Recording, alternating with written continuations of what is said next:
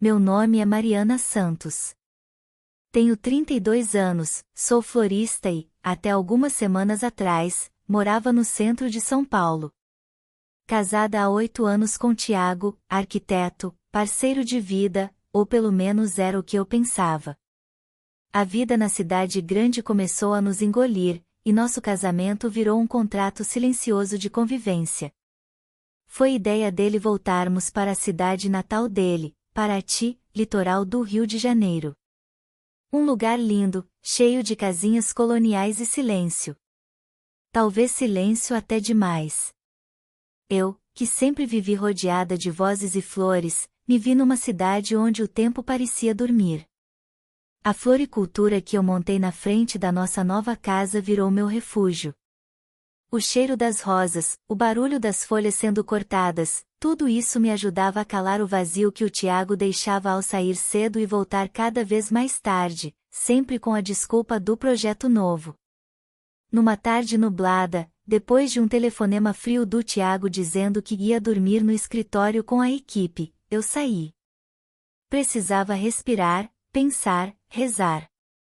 Mesmo que eu não fosse exatamente religiosa. A igreja de Santa Rita era linda, pequena, cheia de velas acesas e um cheiro suave de madeira antiga. Eu entrei devagar, quase como se invadisse algo sagrado. Ajoelhei, acendi uma vela, fechei os olhos e, pela primeira vez em muito tempo, falei com Deus. Pedi respostas. Só isso. Está tudo bem? Uma voz masculina e suave me interrompeu. Abri os olhos. Ele estava lá. De batina, mas jovem, com olhos escuros que pareciam olhar além da dor. O padre. Ou melhor, o padre Davi. Menti, como quem protege o que restou de si mesma. Ele sorriu com gentileza. Um sorriso que não julgava, apenas acolhia. Eu fui embora rápido. Não queria que ninguém visse o quanto aquela pergunta simples me abalou. Mas naquela noite, enquanto as velas da igreja se apagavam sozinhas, alguma coisa dentro de mim continuava acesa. Na semana seguinte, tentei evitar passar perto da igreja.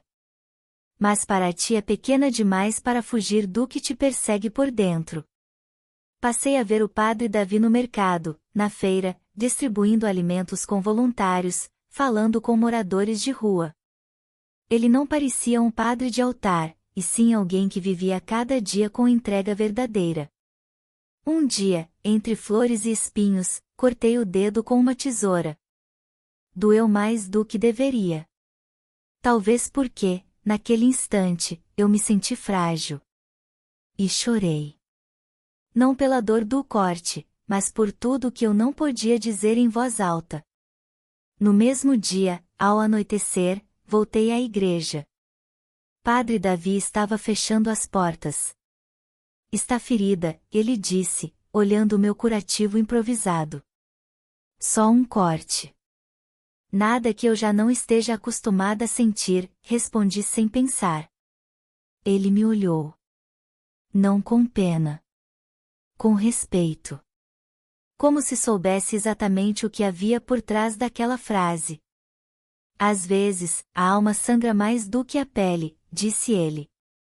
E nesse instante eu quis ficar. Ficar ali, naquele silêncio que não me cobrava nada. Que não me fazia sentir culpada por estar cansada de ser invisível. Ficamos em silêncio. E foi o silêncio mais íntimo que já experimentei desde que meu casamento começou a desmoronar.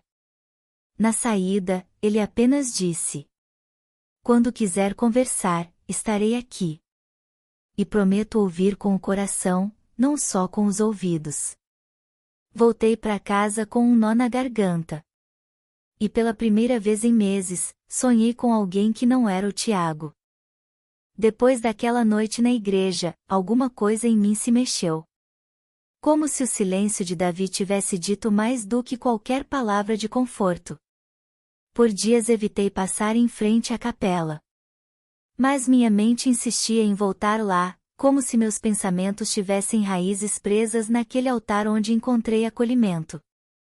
Na manhã de terça, saí mais cedo da floricultura para entregar um arranjo de lírios brancos na casa de Dona Conceição. No caminho de volta, vi Padre Davi sentado num banco de pedra, lendo. Ele ergueu os olhos quando me viu. Mariana. Ele sorriu como quem reencontra algo esperado. Está com menos espinhos hoje? Hoje só flores, respondi, rindo levemente.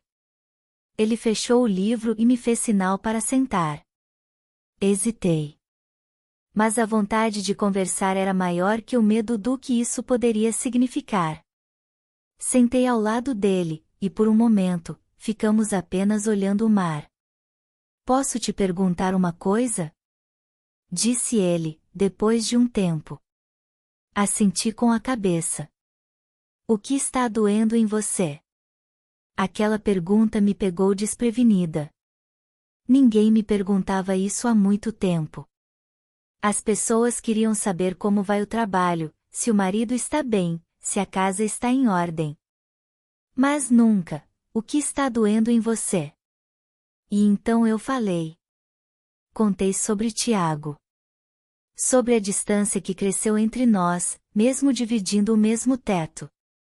Sobre as noites frias, as palavras que não vinham, os toques que não existiam mais.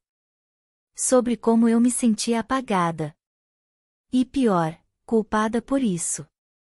Davi não disse nada. Apenas ouvia. E enquanto eu falava, a dor saía em ondas, como se cada frase fosse uma gota de alívio. Não acho que ele me trai fisicamente, disse por fim, mas sinto como se ele tivesse me deixado há anos, só não teve coragem de dizer. Às vezes, abandonar alguém emocionalmente é ainda mais cruel, murmurou Davi. Porque a ausência se camufla de presença. Fechamos os olhos por um instante. O vento batia suave. Havia algo naquele silêncio que me curava. Sabe, padre, disse, hesitando, eu não sou mulher de igreja. Eu nem sei rezar direito. Mas tem algo em você que me faz querer ficar aqui. Ele olhou para mim, os olhos escuros cheios de calma. E você tem algo em você que me faz esquecer que o mundo lá fora é barulhento. Nossos olhares se cruzaram por mais tempo do que deveriam. Eu desviei primeiro. O coração acelerado, como se tivesse feito algo errado só por sentir o que estava sentindo. Levantei, dizendo que precisava voltar. Mariana, ele chamou, antes que eu saísse, às vezes o coração fala mais alto que a fé. E isso, também é humano. Naquela noite, sonhei com ele. Sonhei com a forma como seus olhos pousaram sobre os meus. Com sua voz dizendo meu nome como se fosse uma prece. Acordei assustada. Não pelo sonho, mas pela vontade de que ele tivesse sido real. Passei o dia tentando me distrair, mas tudo me levava de volta àquele banco de pedra. Então, quando o relógio marcou 6 da tarde, fechei a floricultura e fui até a igreja. Ela estava vazia, apenas algumas velas acesas. Sentei no último banco, encolhida, como se meu corpo soubesse que eu estava pisando num território perigoso. Davi apareceu minutos depois. Não de batina, mas com uma camisa branca simples e calça jeans. Parecia mais jovem. Mais próximo. E ainda assim, distante de mim por um abismo invisível. Achei que talvez viesse, disse ele. Achei que talvez não devesse. Ele sorriu com tristeza. Às vezes o que não devemos, é justamente o que mais precisamos. Ficamos ali. Ele me contou de sua decisão de se tornar padre. Do pai alcoólatra, da mãe doente, da fuga através da fé. Do amor que ele nunca viveu por completo, e que, talvez, nem soubesse como seria. E então, no meio daquela confissão invertida, nos olhamos de novo. E pela primeira vez, vi dúvida nos olhos dele. Você me assusta, Mariana. Porque quando está perto, eu esqueço de onde estou. Abaixei o olhar. O peito doía. Mas não era dor de culpa. Era o peso de um desejo contido, de um afeto que não podia existir, mas já estava ali. Eu sou uma mulher casada, sussurrei, quase para mim mesma. E eu sou um padre, disse ele, com a mesma angústia. O silêncio voltou. Mas dessa vez, ele doeu. Levantei e fui embora. Sem olhar para trás. Os dias seguintes foram uma mistura de silêncio e gritos internos. Voltei à minha rotina, fingi normalidade, mas dentro de mim algo havia mudado para sempre. Depois da conversa com Davi na igreja, passei a ver tudo com outros olhos, até mesmo meu casamento com Tiago.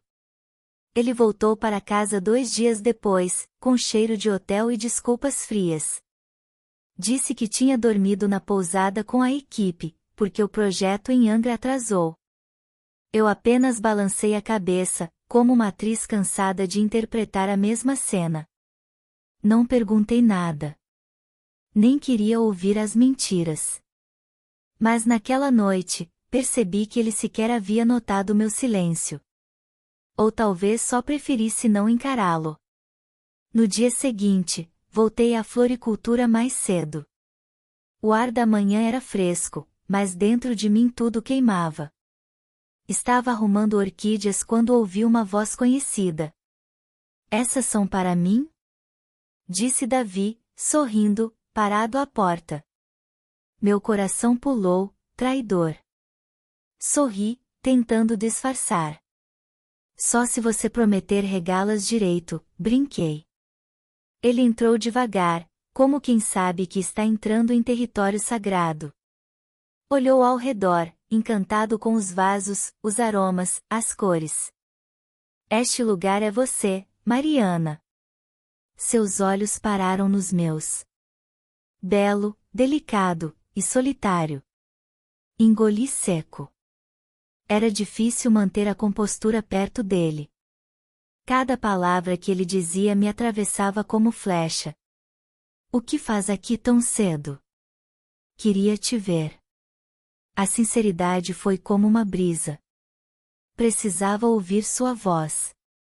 Me sentir menos, errado. Fiquei imóvel. A flor em minha mão tremia. Ele se aproximou um pouco mais. Perto o bastante para que eu sentisse seu perfume, discreto, mas inconfundível. Um cheiro que agora já fazia parte da minha memória. Eu também queria te ver, sussurrei, sem coragem de fingir. Nossos rostos estavam próximos demais. Bastaria um passo. 1 milímetro. Um impulso. Mas ele recuou. Não posso. A voz saiu falha. Deus está me vendo. E você tem uma aliança no dedo. Abaixei os olhos, envergonhada. Mas não por sentir algo por ele. E sim por lembrar que ainda estava presa a algo que já não existia. Às vezes me pergunto, ele continuou, se Deus entende quando o coração ama, mesmo quando não devia. Não respondi. Apenas observei ele sair, em silêncio, como sempre. Mas antes de cruzar a porta, ele se virou. Não me peça para não voltar, Mariana. Porque eu não conseguiria ficar longe. Naquela noite, um temporal caiu sobre Paraty. A energia da cidade oscilava, os trovões pareciam gritos do céu. Tiago não voltou para casa. Mandou uma mensagem curta, fiquei preso na estrada. Amanhã te ligo. Eu já não me surpreendia. Peguei um vinho, acendi uma vela e sentei no sofá com um livro que não li. Meus pensamentos estavam todos em outro lugar. Ou melhor, em outra pessoa. Então, alguém bateu à porta. Corri para abrir, pensando em 1000 possibilidades, nenhuma delas se aproximava da realidade. Era Davi. Molhado da cabeça aos pés, com a batina presa no braço, os cabelos grudados na testa. O carro quebrou. O celular molhou. Estou encharcado e a igreja está fechada, disse, quase rindo da situação absurda. Entra, pelo amor de Deus, falei, puxando-o para dentro. Corremos até a cozinha. Peguei uma toalha, ofereci uma camisa do Tiago, deixei que ele tomasse banho quente. Tentei manter tudo prático, quase frio. Mas meu coração batia em pânico. Minutos depois, ele saiu do banheiro. Usava a camisa azul do Tiago, que ficou larga nele. Mesmo assim, havia algo de perigoso em vê-lo ali.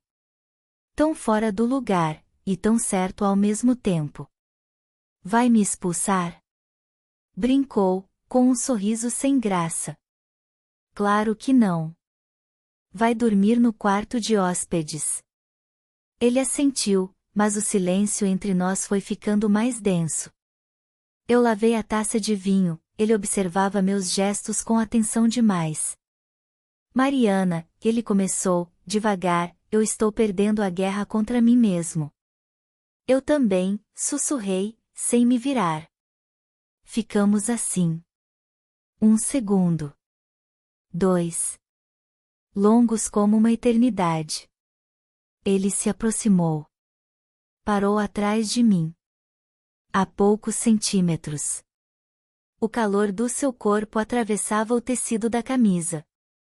Me diga para parar. Sua voz era um sopro.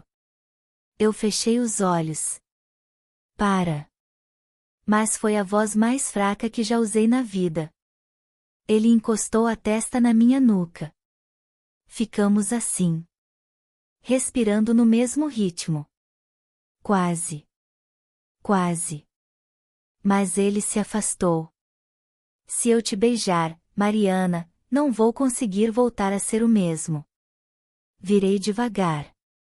E vi em seus olhos algo mais forte que o desejo, era dor. Era fé em conflito com o amor. Era tudo o que não podia acontecer, mas já estava acontecendo. Ele dormiu no quarto de hóspedes. Eu passei a noite acordada. No dia seguinte, a chuva tinha ido embora, mas o ar continuava pesado. Acordei cedo, mesmo sem ter dormido. A mente revivia cada instante da noite anterior.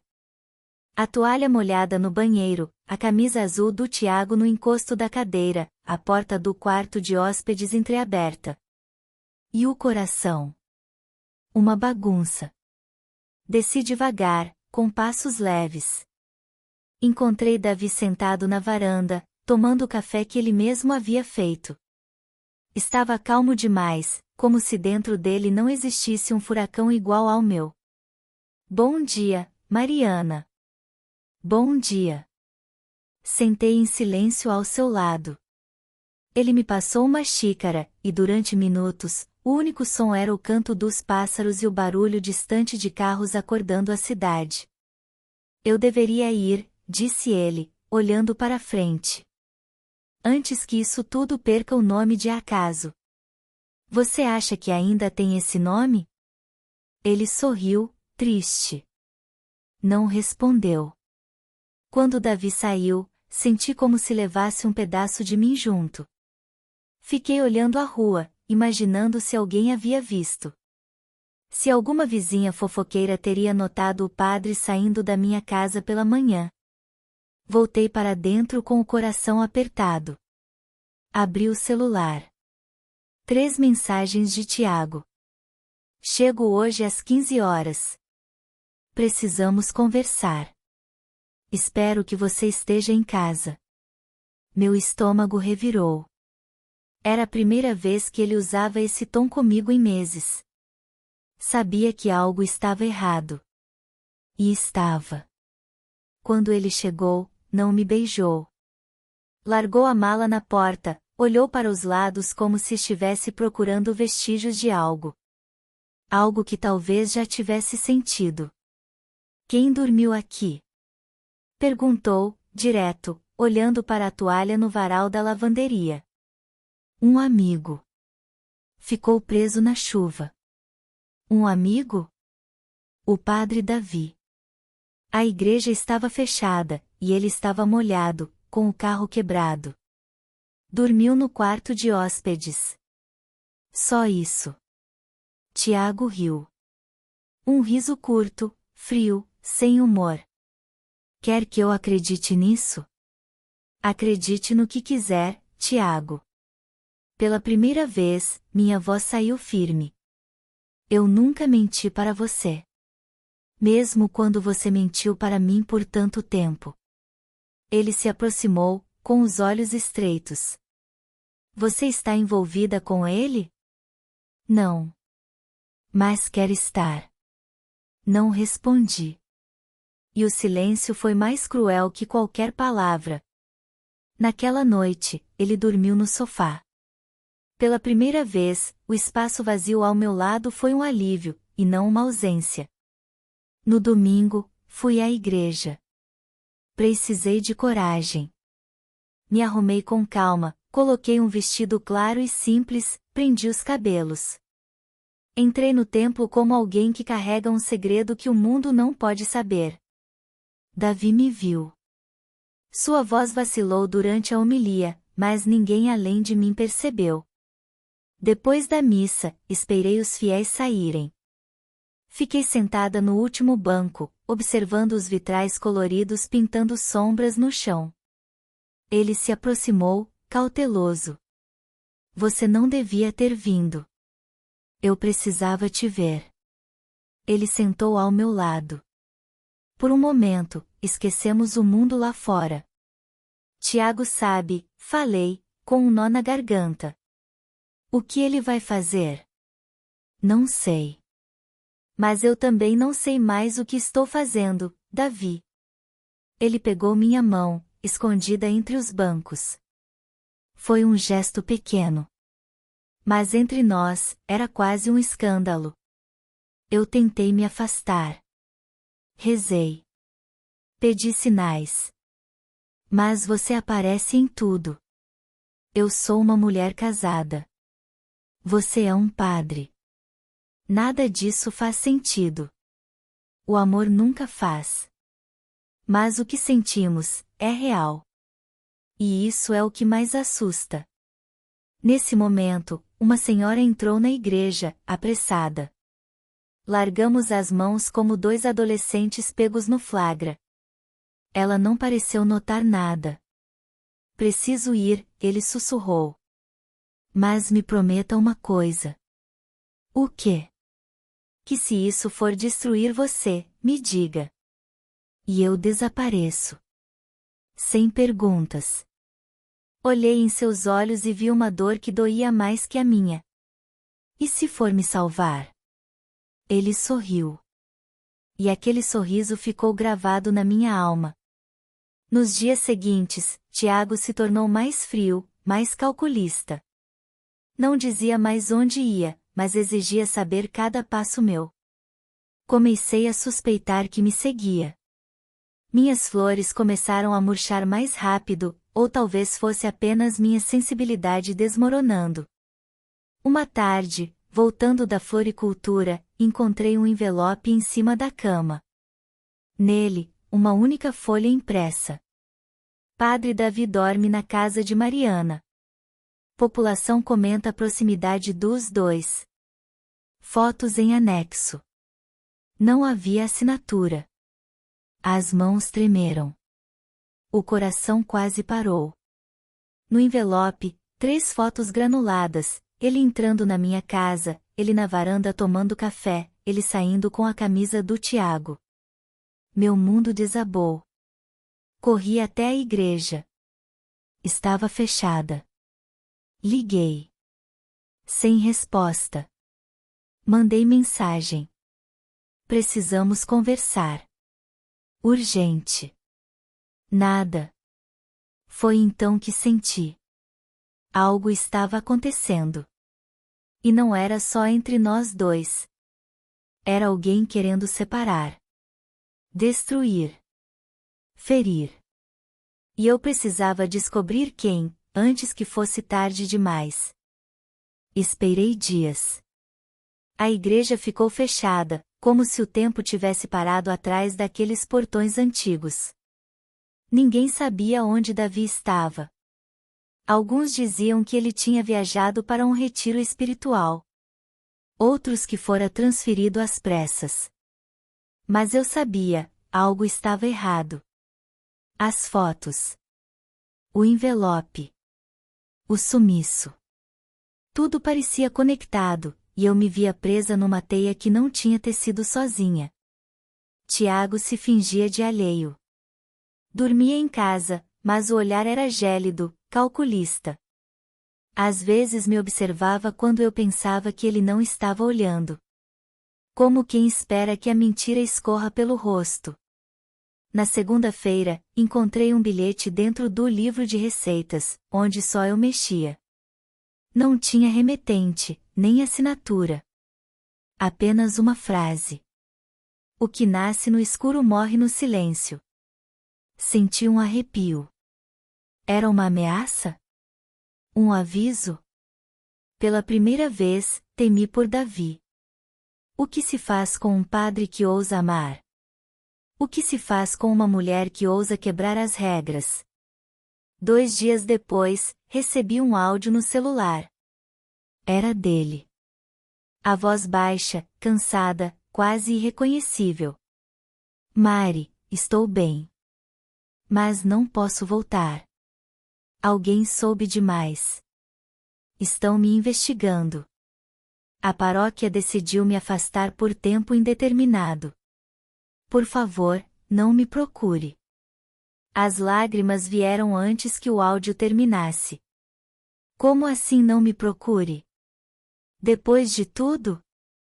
Depois do que sentimos, do que passamos. Corri para o quarto. Enfiei roupas em uma mochila e peguei a chave do carro. Dirigi por horas, sem destino certo. Só queria fugir daquele silêncio que gritava mais que qualquer discussão.